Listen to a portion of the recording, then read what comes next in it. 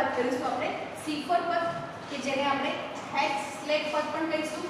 It means કે જે હેસ્લેગ નામના વૈજ્ઞાનિકે હતું અને શોધ કરી હતી એટલે આપણે હેસ્લેગ તરીકે ઓળખાવીશું. આ C4 પદ જે છે એટલા માટે નામ આપવામાં આવ્યું છે કે CO2 જે છે એનું સ્થાપન થઈને જે પ્રથમ નિવેશ બને છે એ 4 કાર્બનયુક્ત બને છે. 4 કાર્બન એટલે આપણે કહીશું C4 પદ તરીકે. પહેલા જોઈ લઈએ કે C4 પદ જે છે એ મોટે ભાગે જે ઉષ્ણકટિબંધમાં જોવા મળતી વનસ્પતિ છે કે જ્યાં વધારે તાપમાન છે એવી વનસ્પતિમાં જોવા મળશે. લખીશું આપણે ઉષ્ણકટિબંધમાં જોવા મળશે. બરાબર, કે જ્યાં તાપમાનનું પ્રમાણ કેવું છે વધારે છે એવી વનસ્પતિઓમાં આ C4 પદ જે છે એ જોવા મળે છે. રાઈટ. હવે C4 વનસ્પતિના પર્ણો જે છે એની આંતરિક રચનામાં અમુક પ્રમાણની અનુકૂળતા જોવા મળે છે. તેને આધારે જે તે પર્ણની અંદર C4 પદ જોઈ શકાય છે.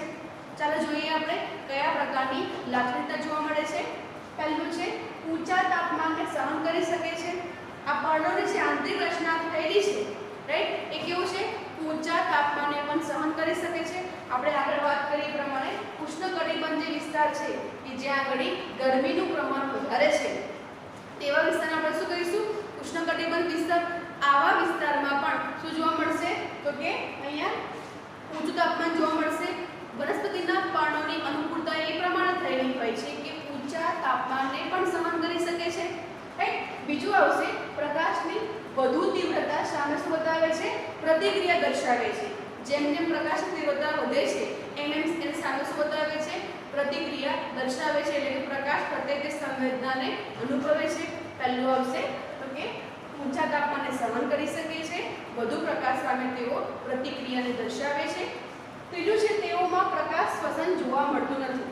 આ પ્રકાશ શ્વસન જે છે બરાબર પ્રકાશ આધારિત થતું શ્વસન છે અને આ વનસ્પતિઓ કેવી છે કે પ્રકાશ પ્રત્યે શું બતાવે છે પ્રતિક્રિયા દર્શાવે છે. એટલે પ્રકાશને સહન વધુ પ્રકાશને સહન કરી શકતી નથી.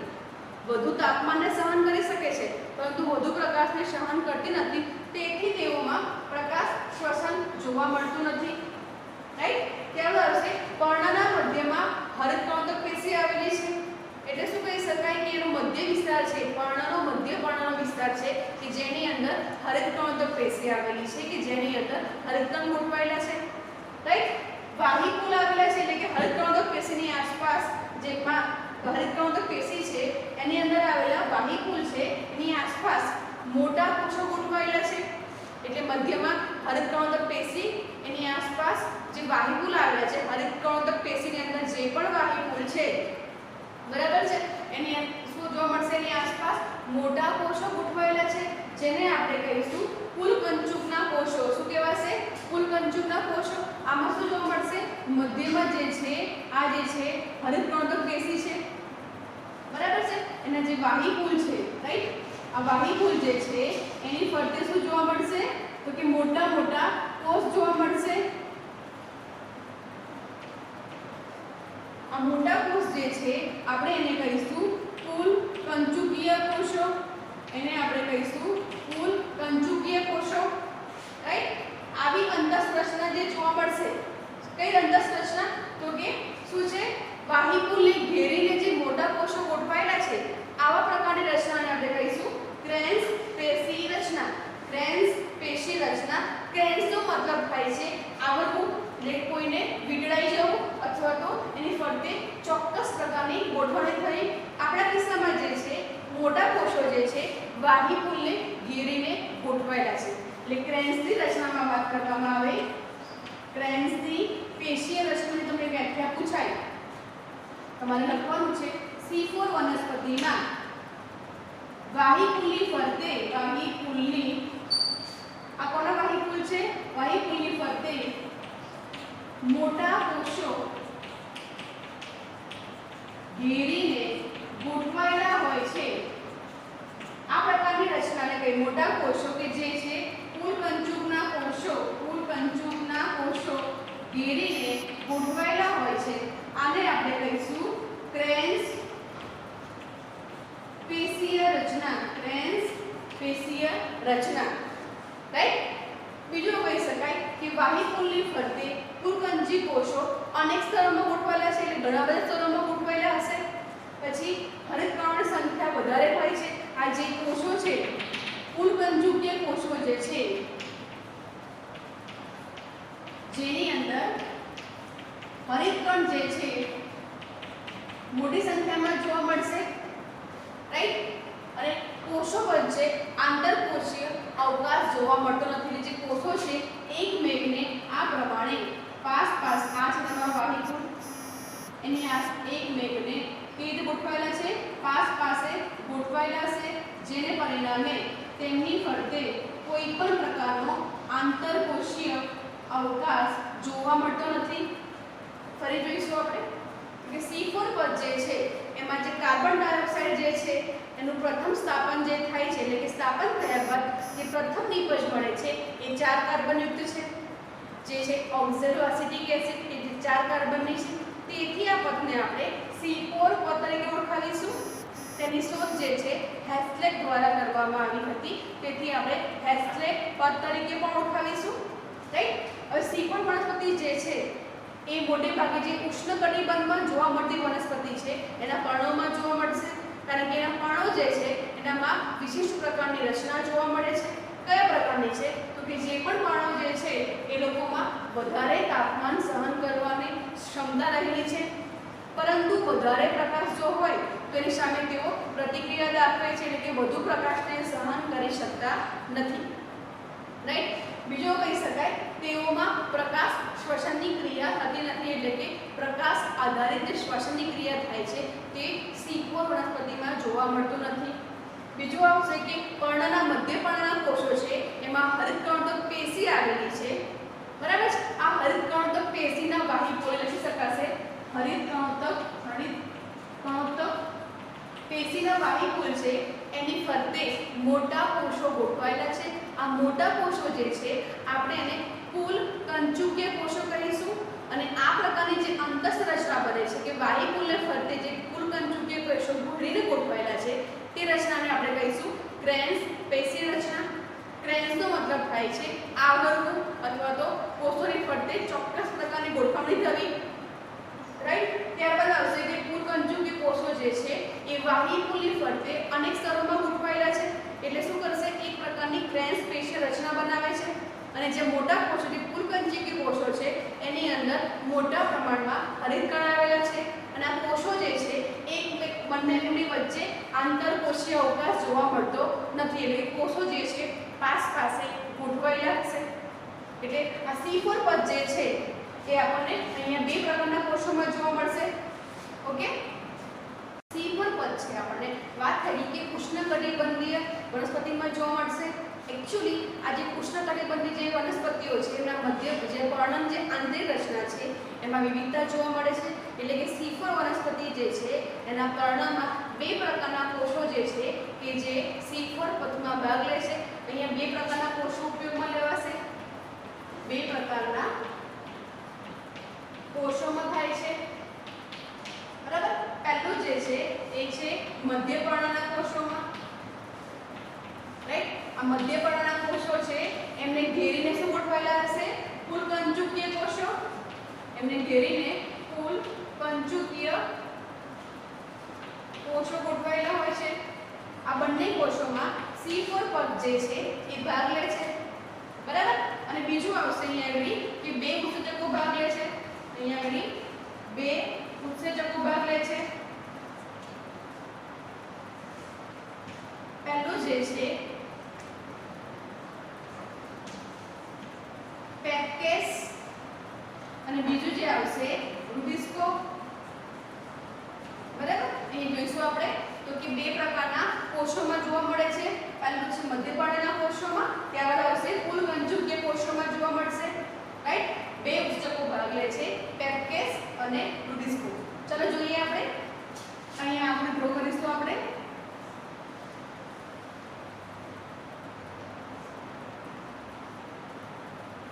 આ છે મધ્ય પર્ણના કોષો,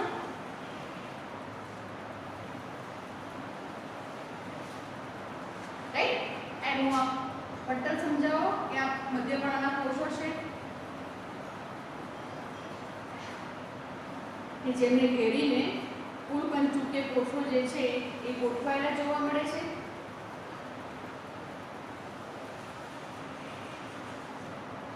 છે મધ્યપર્ણના કોષો,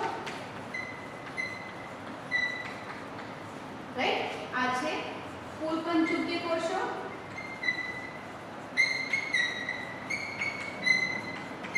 બરાબર, બે પ્રકારના કોષોમાં જોવા મળે છે, રાઈટ. જોઈશું સૌપ્રથમ જે CO2 છે, અહીંયા સમજો, એક સ્ટોરી સમજાવું છું. અહીંયા એકદમ ઈઝી છે કે અહીંયા આગળ જે C3 પથ જે છે, બરાબર છે, એમાં જે CO2 જે હતો, બરાબર, એટલે કે C3 પદ જે હતો, સમજો અહીંયા આગળ એક બેન છે, જેનું નામ છે પેપકેસ, કે જે શું આપે છે, પૈસા આપે છે. સમજો એક બેન છે, એનું નામ છે પેપકેસ, કે જે આપણને પૈસા આપે છે. ઓકે, શું હશે કે આ પૈસા જે છે એ આપણા CO2 સ્વરૂપે હશે, બરાબર. ફરીથી કહું છું, એક બેંક છે જેનું નામ છે પેપકેસ, કે જે આપણને પૈસા આપે છે. આ પૈસા જે છે આપણા CO2 છે.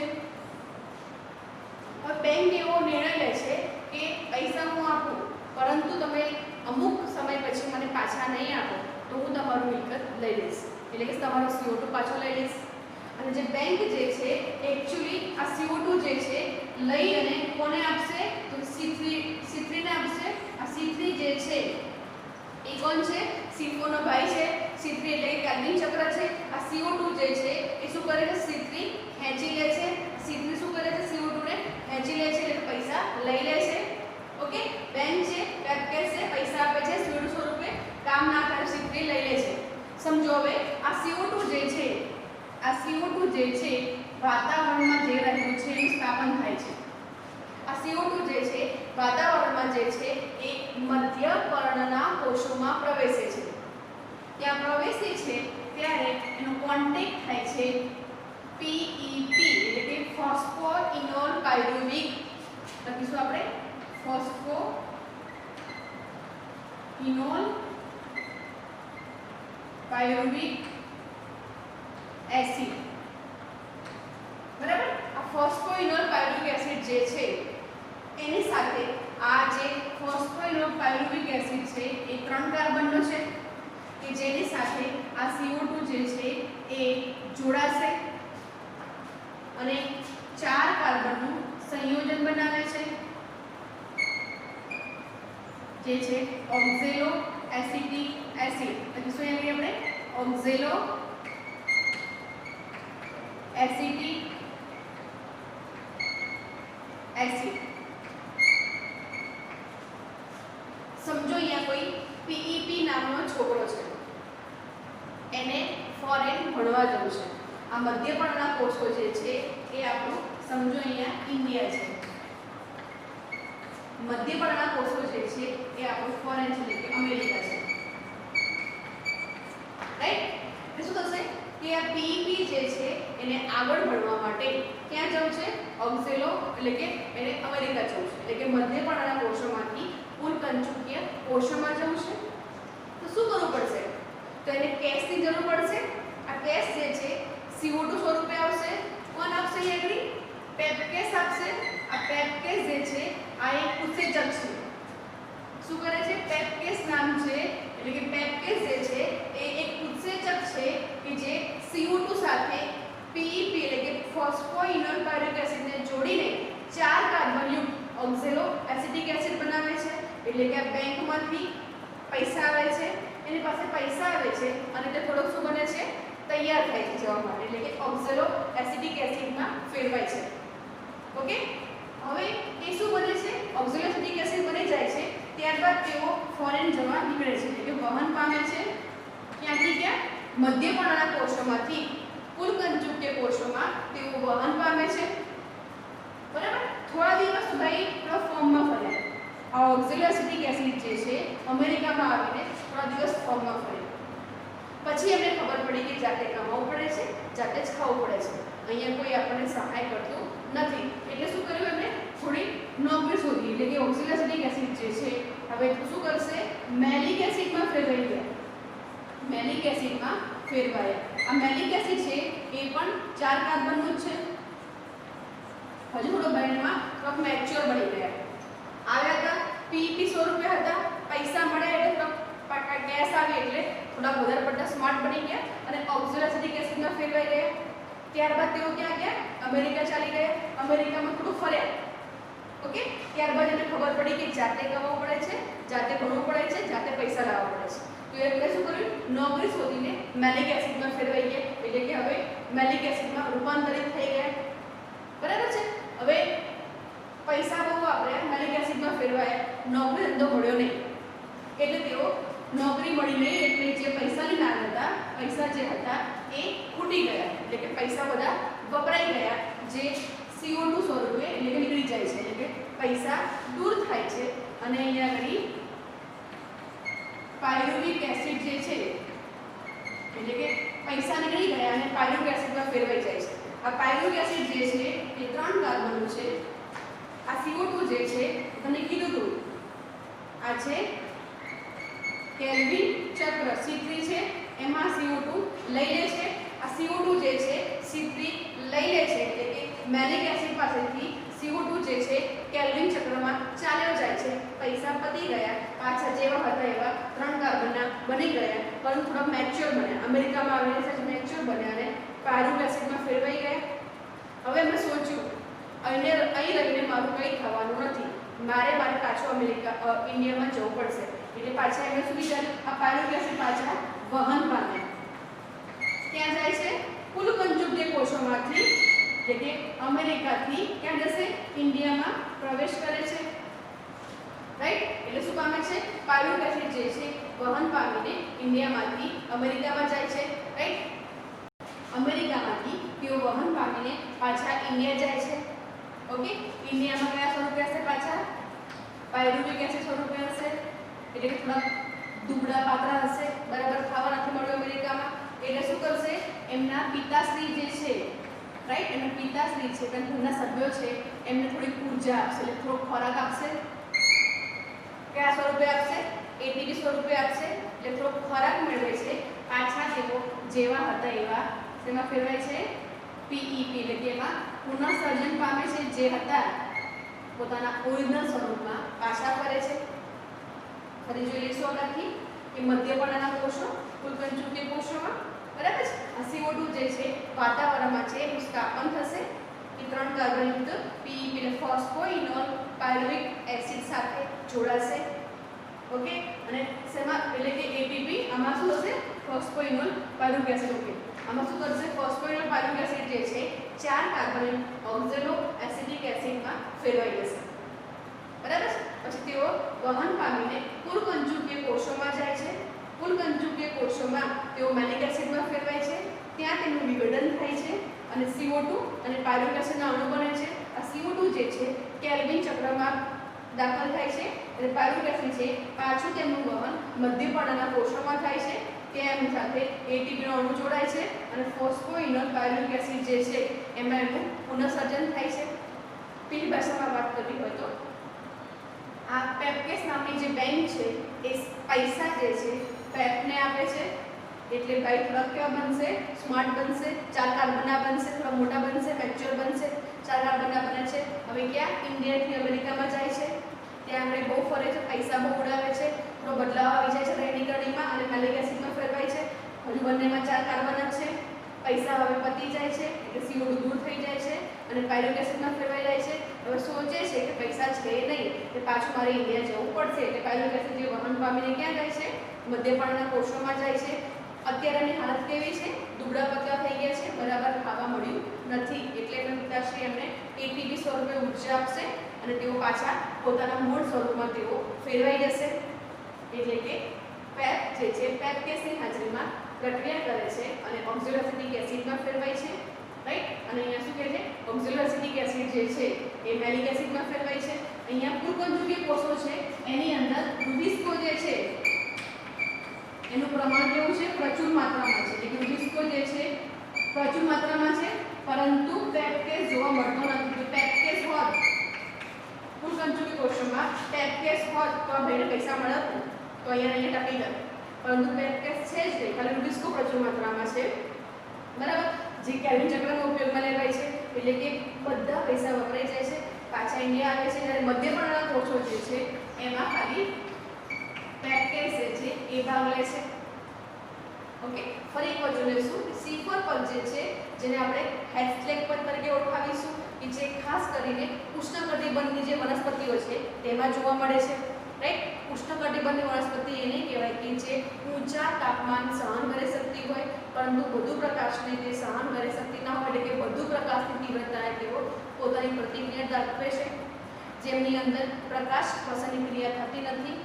બરાબર, એમાં મધ્યપર્ણમાં હરિતકણોદક પેશી આવેલી છે કે એના વાહિકુલની અંદર હરિતકણોદક પેશીના વાહિકુલની ફરતે મોટા કોષો ગોઠવાયેલા છે. આ મોટા કોષોને કહીશું આપણે પુલકંચુકીય કોષો કહીશું. આ પુલકંચુકીય કોષો છે કે જેની અંદર હરિતકણ આવેલા છે મોટી સંખ્યામાં અને તેઓ પાસે ગોઠવાયેલા છે.